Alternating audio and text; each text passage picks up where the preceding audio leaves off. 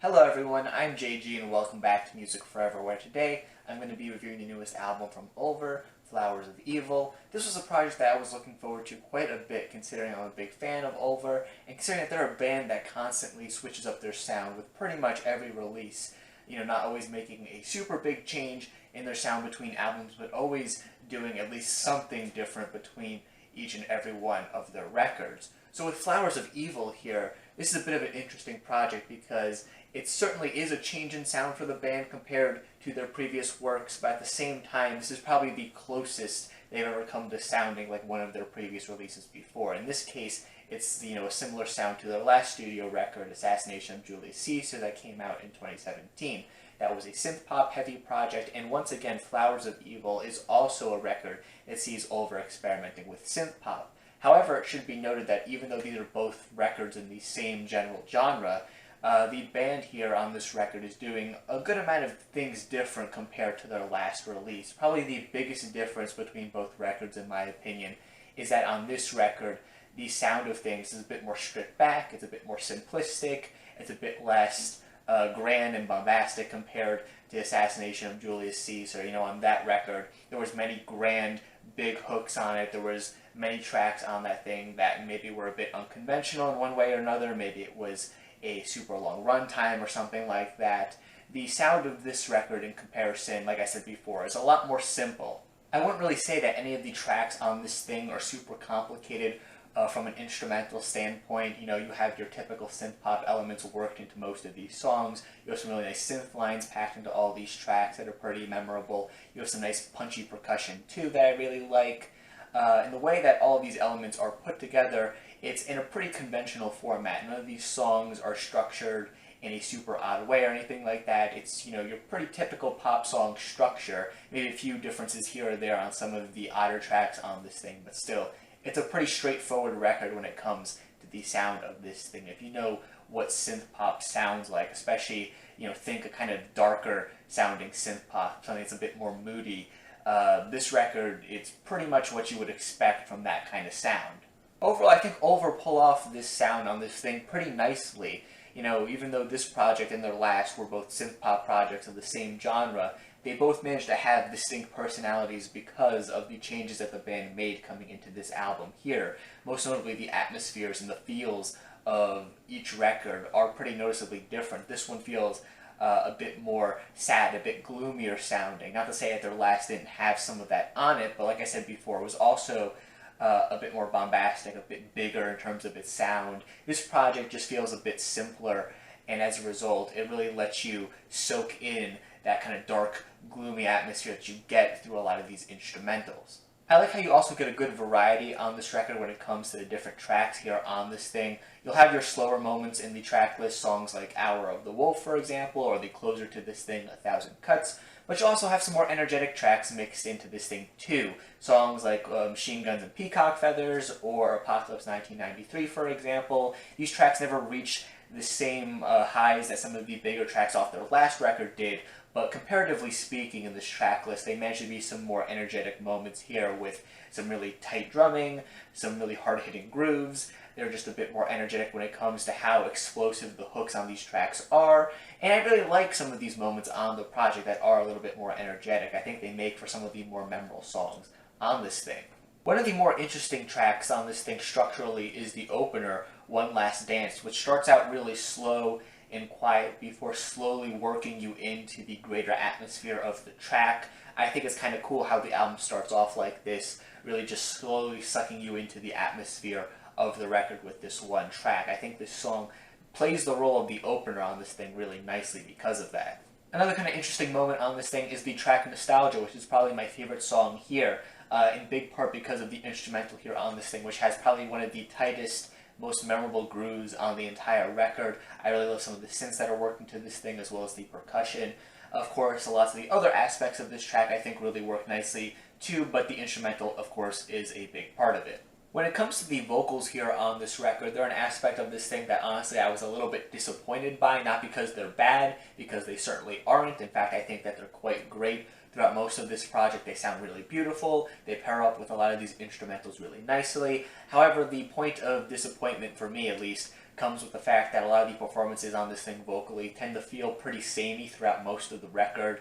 A lot of the vocal performances here kind of sound similar to each other throughout all of these tracks. There's really no change in intensity throughout most of this project. The opener on this thing is probably the biggest exception to this, but yeah, even still, it's pretty similar to most of the other tracks on this thing vocally. And again, it's not that big of a problem because, like I said before, the core sound of the vocals on this thing is really nice, and I think for the most part it pairs up with the general sound of this record quite nicely. But I do think that on maybe some of the more energetic tracks on this thing, maybe having a bit more energy packed into the vocals, especially during the hooks of these tracks, it would make for these songs to be a little bit more memorable than they currently are, especially when considering that on their last release, that was done for a good amount of the tracks there, and I think it worked to some of those songs' benefit. And of course, I'm not trying to say that I wish this album sounded, exactly like the last release, vocally speaking, but I do think just having a little bit more variety in the vocal styling here could have made this thing just a little bit more interesting. Between the instrumentals and the vocals here on this album, Ulver are able to create a really consistent sounding atmosphere for this thing. One that's very dark and moody, though at the same time accessible. It sounds almost like, a pop record for the apocalypse or something like that. And considering the lyrics here on this project, I think that's more intentional than it's not, given that lyrically speaking, this record talks a lot about, the end of times, the apocalypse, kind of having this, really gloomy feel of things because of that. When it comes to the lyrics on this project, for the most part, I quite like them, especially when it comes to how nicely I feel the lyrics and the imagery here pairs up with the instrumentals and how consistent it manages to be across the entire track list. But at the same time, I can't help but feel maybe a little bit disappointed in some regards when it comes to the lyrics here on this thing, most notably in the fact that on a lot of these songs here, it doesn't really seem like Ulver have much to actually say about, the apocalypse or the decay of society or anything quite like that. It seems more like they want to talk about these things in these songs more so for imagery's sake, to paint a picture with the lyrics, if you will, and have that pair up nicely with the feel of the record, and that's not inherently a bad thing. But I feel like there's maybe a few moments on this thing where they could have gone to, a bit more detail talking about this stuff and maybe tying it to some more real-world examples and things like that. They don't do that a ton here on this record, and it can leave the lyrics at certain points feeling a little bit shallow.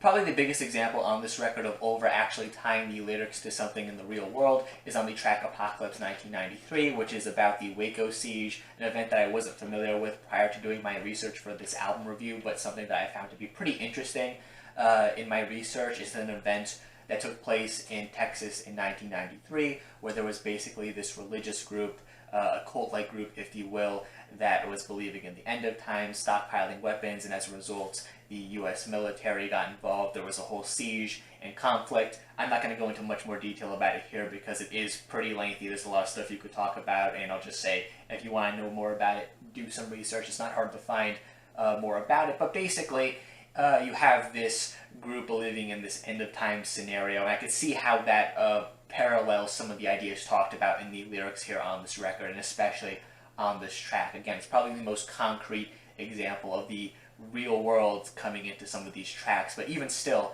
I don't think it's quite as grounded and as big a concrete statement as it could possibly be.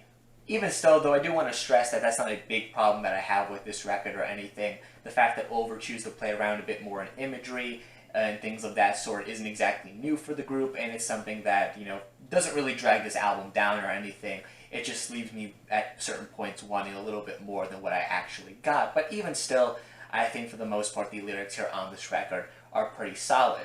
When it comes to the hooks on this record and how catchy they are, of course, because, a good pop record usually has some pretty catchy hooks to it, this project certainly doesn't disappoint, especially on songs like Apocalypse 1993, Machine Guns and Peacock Feathers, or Nostalgia, which is probably my favorite hook on the entire project. Most of the tracks here on this thing manage to pack in some pretty catchy, memorable hooks to them, which is something that I've always felt like Ulver's been good at on previous releases, not just, their poppier releases in the past or anything like that, even going back to some of their odder, more experimental releases that, at times did work in some hooks. I've always felt like they've been pretty memorable and even catchy at certain points, and it's good to see that on Flowers of Evil. This is yet another project where the band is able to put out some memorable hooks. When it comes to other complaints that I have with this record, aside from the few that I've already brought up at certain points in this review, I do think there's maybe a couple tracks on this thing that aren't quite as memorable as the rest of the project. Most notably, the track Russian Doll is one that I just don't find to be super interesting, especially as a second track here on this record and coming after the opener One Last Dance, which, as I said before, was a really great opener to this thing. I think it's a kind of weak follow-up to that track, and it does kind of lead to the start of this record feeling a little inconsistent at points.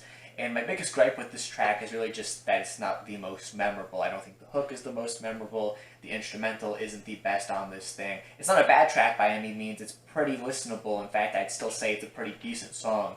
It's just not one of the strongest moments on this thing. I could say the same for the track Little Boy that comes later on in the track list. It's a bit more memorable than Russian Doll, but still, it's just not one of the highlights here, I guess. Overall, Flowers of Evil ends up being another solid addition to Ulver's discography.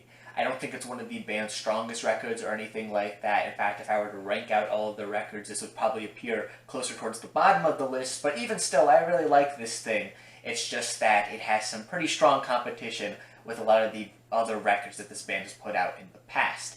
In a lot of ways, this record does still manage to be really entertaining for what it is. You know, the instrumentals on this thing are really solid. The hook work on this thing is really memorable. The vocal performances on this thing tend to be pretty solid, if not maybe a little disappointing at certain points. The record as a whole is one that is pretty entertaining. If you like Ulver, if you like synth-pop Ulver in particular, I think you'll enjoy this project too.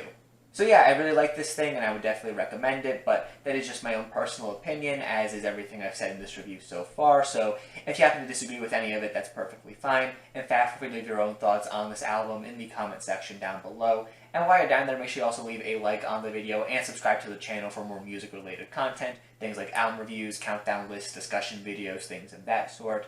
Again, thank you guys for watching, and stay golden.